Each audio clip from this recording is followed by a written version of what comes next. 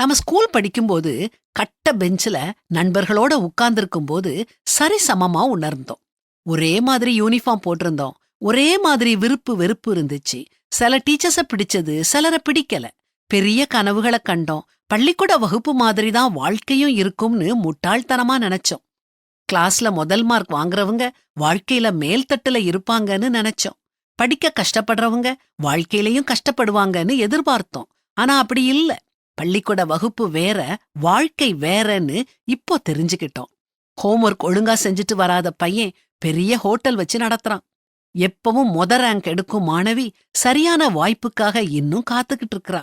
அமைதியா ஒரு ஓரத்துல உட்கார்ந்திருந்த பையன் கம்பெனில தலைமை பொறுப்புல உட்கார்ந்து போர்ட் மீட்டிங்ல பேசி விளாசுறான். பட்டிமன்றத்துல சூப்பரா பேசி கைத்தட்டல் வாங்கினவா வேலை கிடைக்காம வீட்டுல அமைதியா உட்கார்ந்திருக்கிறா. ஏன் இப்படி நடக்குது?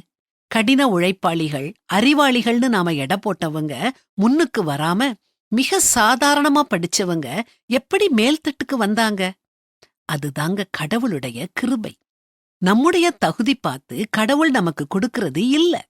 அவரே விருப்பப்பட்டு தகுதியே இல்லாதவங்களுக்கு கொடுக்கறது தான் கிருபை. தேவ மனிதனாகிய பவுல் சொல்றத கேளுங்க. அதற்கு அவர், என் கிருபை உனக்கு போதும், பலவீனத்திலே என் பலம் பூரணமாய் விளங்கும் என்றார். ஆகையால் கிறிஸ்துவின் வல்லமை என்மேல் தங்கும்படி என் பலவீனங்களைக் குறித்து நான் மிகவும் சந்தோஷமாய் மேன்மை பாராட்டுவேன். அந்தப்படி நான் பலவீனமாயிருக்கும் போதே பலமுள்ளவனாயிருக்கிறேன். ஆமாங்க, நாம பலவீனமானவங்களா இருக்கலாம், அறிவில்லாம இருக்கலாம். ஆனா ஆண்டவரோட கிருபை நமக்கு இருந்துச்சுதுன்னா நாம வெற்றியுள்ள வாழ்க்கை வாழலாம்.